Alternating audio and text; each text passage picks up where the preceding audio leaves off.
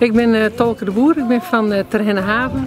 Wij zitten midden in het dorp Terhenne, mooi een haven, mooie klassieke skippen, scootjes en alle andere soorten skippen. We hebben om de haven in een vakantiehuis gestaan. En daarnaast hebben we ook nog een vloot van oude skippen. We hebben mooie gasten, mooi varen, mooi een scootje, mooie stoomsloep en dan geven we de Friese marren op.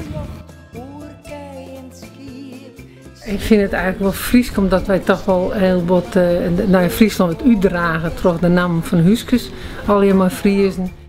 Elk huisje die werd hier neemt, daar komt de gegevens die van wie we waarom. M is van Nienke Laverman en M is van Rijkemeu. En dat hebben we al je stingen en dan hebben we al je een tip van, was het een dwangkens wat een beetje bij degene, bij de naam jouw Jet. Nou, we praten altijd in Fries.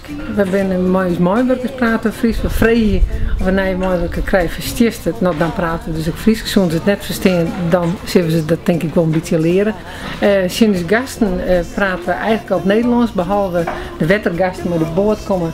Die zorgen bij de receptie de Tuut van Doutzen hing die, dus dan praten ze wel niet Fries, want die herkennen dat wel. We hadden dus ook vergaderingen die ben 2 daags en dan lunches bij nou dan doen we maar lietse details. Dan zetten we een briefje eronder dat ze soepen drinken kennen. Dan zit er wel karnemelk bij of we gaan natuurlijk altijd zoekerballen erbij. Dus zo dragen we wel Friesland natuurlijk als het nou het Fries gaat uitdragen. Proberen we wat mooi een knipoog te doen.